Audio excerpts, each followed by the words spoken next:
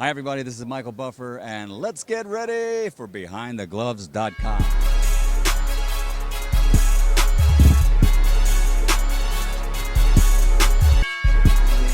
30 odd seconds. New Commonwealth heavyweight champion. Far away with questions. Hey, was that more straightforward than you expected? Yeah. Gary's a big guy, and something's better for sure. And fought probably the same level of opposition. He's 21-0, and for sure he come out straight away with a solid jab. And I think I could see in his eyes. I think he thought I got nothing to lose here, but he's gonna be dangerous. So, but I managed to catch him with like a flush shot, luckily early on, and put him away. So it's just, I think it's just complementing all the training. You know what they said, we've had a good training camp. I think it's just we had a good training camp, and it paid off in the ring for us. Do you like longer fights, Anthony? After so much training, do you like? You can never predict it. You can never predict a round, can you? As I said, I thought I would have loved it to go like 4 rounds or something like that, because I definitely always want to like get my opponents out of there in good fashion and knock them out. But I thought maybe 4 rounds, but to do it in 1, I'm not complaining. But it would have been good to have won a few more, and it's good for the people that come out to watch as well. Do you think Dillian will last longer? I don't know. That's what I'm saying. I can't predict. And have you watched Dillian's fight over What I normally do, because unfortunately, as soon as we come in, it's kind of like just chill, locked down in a little isolate room.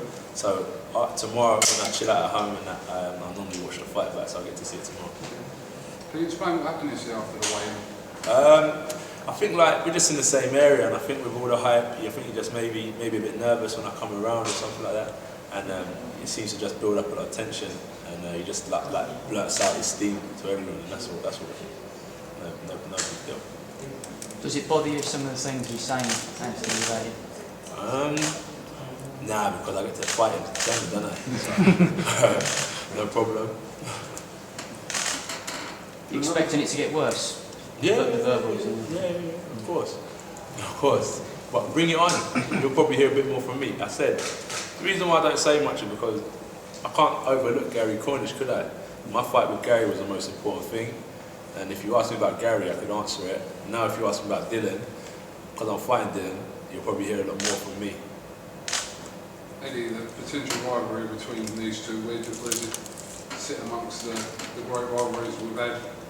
Essentially, because obviously the build-up hasn't actually properly started yet. Yeah, it's not pleasant. I don't think, you've seen some petty stuff. I think we've got to be a little bit careful because we've got to act in the best interest of the sport, but it's not nice. And I think, you'll be alright. It's the kind of shit you live for. but these boys might think a little bit different. But no, it's what's going to sell the fight. There's history, there's bad blood, there's rivalries. And you might not have seen the fight, but I'm sure you did, Eddie. It didn't look like he didn't really deal with what we've got. I think Brian Minto, he's reasonably experienced. He's not a mug and he's quite awkward because he's so small. I thought Dillian did okay. I think there's a lot of pressure on him as well because he's not really been in that situation before. He walked out in front of 14,000 and he hasn't boxed in that kind of arena before. And everybody's talking about the Anthony Joshua fight. So he hasn't had the experience in his career to deal with what's happening right now.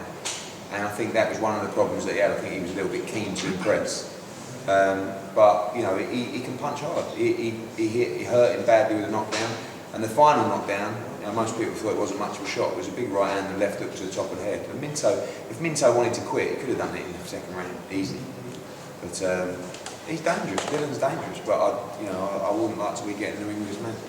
Andy, is there any sense of regret at all that I know you're obviously doing so well in these fights to be blowing people away so quickly, but that you're not actually getting the learning experiences that you could be by going to 3, 4, 5 rounds, taking a big shot?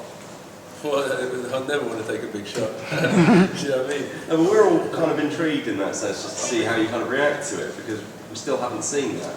Well, You might never see it. I might just start taking 4-week, 3-week training camps. Do you know what I mean? My coach, they keep me on lockdown, and I've got good people around me that keep my head in the game, and that's why you can go out there and perform. And like experiences like this, fighting in front of so many people, I feel like with me, the more time I have in the gym and the more time I have in boxing, the more relaxed and better I get.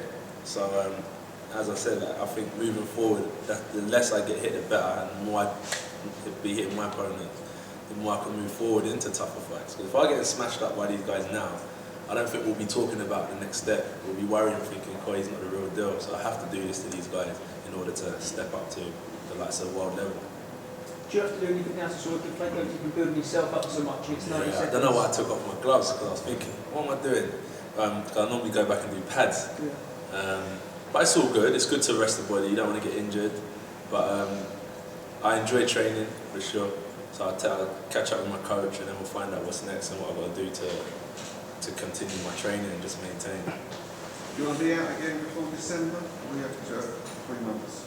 Just for everyone fight? With me, I'm easy. It's what my coaches think best. So if they say you're going to fight before December, I'll be ready for sure. And if not, I'll be in the gym ready for December. So whatever's kind of best, you know, I'll be ready for sure. I'll be physically ready. Any scope, Eddie, for that? My gut feeling is probably no, but we'll speak to, again, the coaches will decide.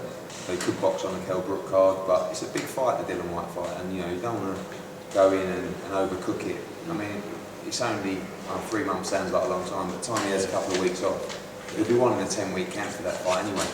So he's just, I know tonight was a minute, but I've seen how hard he's trained for this one. And we're approaching now. I mean, he'll never have another fight under 12 rounds in supposed duration. But every fight will be a championship fight now. So I don't think you're going to see him boxing every 6-7 weeks. And you know, my gut feeling is move on to December 12th. But again, the coaches will decide. Apart from that fight, have you got anything else penciled in for the 12th? A big card. A big card. To close it. Plenty. You'll probably get it at me in a week. Dave Ryan and that, they do number 3, I think. Number four, yeah. They're good there.